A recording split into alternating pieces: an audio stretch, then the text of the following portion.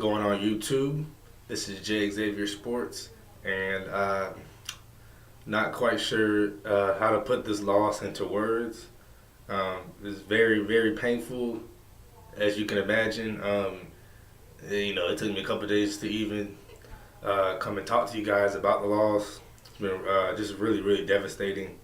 Of course, the Jaguars lost to the Patriots 24-20 in the AFC Championship game this past Sunday. Now, of course, my prediction was wrong. I felt as if Bortles would lead the team, and that 20 points would be enough to do it. My prediction was 20-17. We didn't get it done.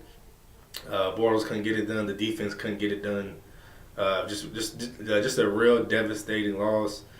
Not just because we lost, obviously. No matter how we lost, I would have took it hard. I'm pretty sure you guys would have took it hard as well, just because of the successful season we had. But if you count the successful season we had on top of going to the playoffs for the first time in 10 years, and then winning a couple playoff games, and then you're playing one of the best teams in this generation, basically with the best coach, the best quarterback, one of the best tight ends, and I don't want to say we lay an egg, but we beat ourselves.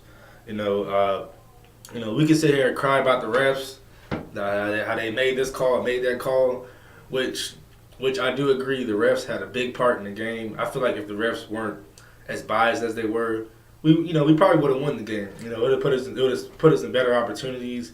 It would have kept the Patriots out of scoring position, I think twice. And the Patriots had 0 penalties on offense and defense. They just had the one on special teams. So obviously the refs were very biased, but at the end of the day, you got to execute on a delay of game coming off a timeout. You got to.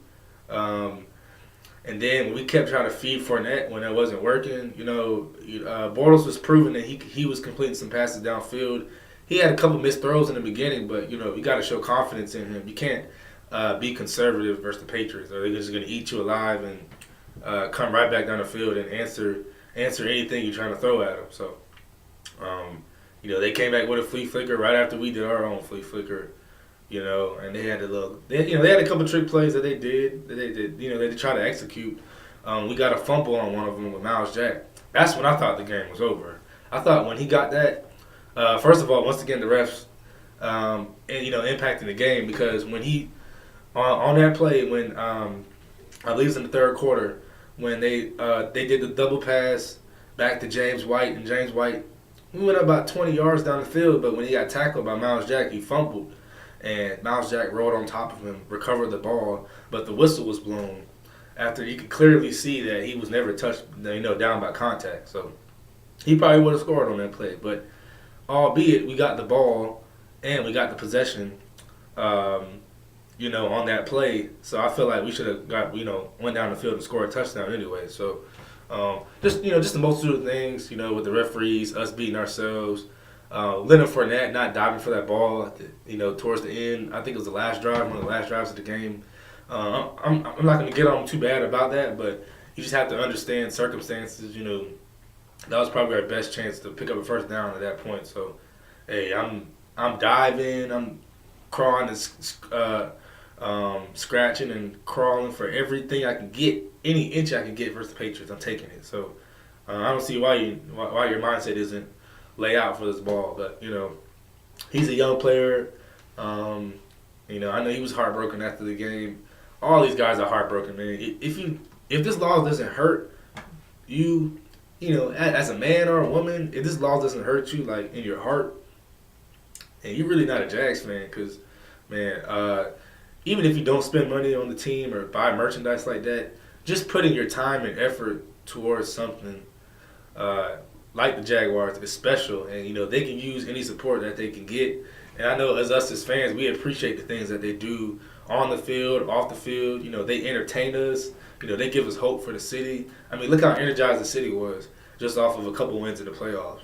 And just imagine if we would have took it to the Super Bowl, we would have been sitting here talking about the Super Bowl for 2 weeks in Jacksonville, and that would have just re-energized the city. You can already tell they re-energized it. Like I said, with you see local businesses repping the Jags. You got more people showing attitude and heart for the city, and it just brings more energy. And not a lot of it was only 4 cities in America that had that energy, and we were one of them.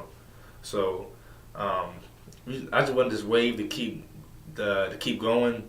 Next season, it's gonna be a lot of things we're gonna be looking forward to. The crowd's gonna be a lot more involved next year.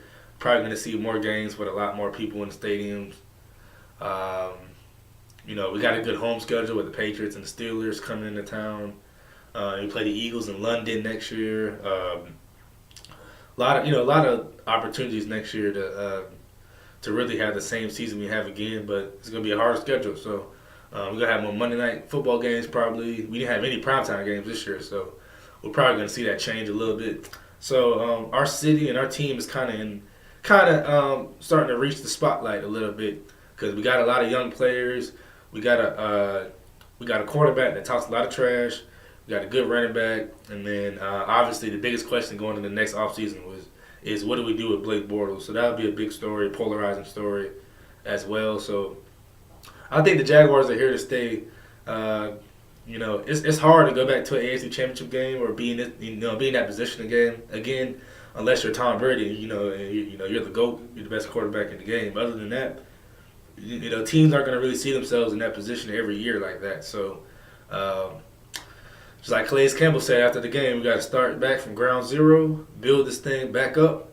Not the team, but as far as the season, And the season is, you don't just show up on the field and just win 16 in a row and go to the playoffs. It's not like that. You got to do like we did this year, go to training camp, get healthy, get into that playbook again, and like I said, start from ground zero and build your way back up to a good, formidable team. And then by the time September comes around, week 1, we'll be able to keep this going and still be a team that's tough to beat. And hopefully we still have carry the same momentum in the next year. But I'm not a big believer in carrying momentum. I don't think that exists. I just feel like each season brings new challenges, and we have to react to them the best way we can. And in the previous seasons, just gives us that experience to deal with that. But I don't think there's anything as momentum.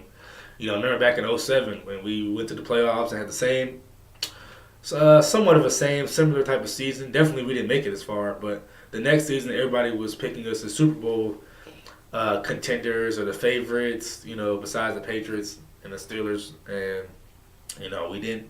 We had a real disappointing season with injuries and things like that. So you never want to be satisfied, So yes, I'm happy for the season we had, but who knows if we'll ever be in this position again. So you don't want to take it for granted, But at the same time, don't just be a bandwagon and stop following the team. The team's going to be good next year. So if you do support the team and like the Jaguars, you should want to go to the games next year. So that's that about next year. But as far as my future goes here on YouTube, I will be posting more videos, obviously, for the Jaguars off season, and I posted another video here in a little bit in the next couple of days, just recapping the season we had, give out some season awards, who I want to get in the draft. That'll be a later video, and also I want to do other things with my channel as far as doing college basketball, college football. I'm a Florida Gators fan. In college basketball and college football, but I still like to cover it all, talk about anything. So just let me know, what you guys want me to cover or talk about. I can discuss pretty much anything as far as sports goes. And I will be doing a little bit of baseball with the MLB, and then of course the NBA. Obviously I forgot to mention that I'll be doing a lot more NBA videos.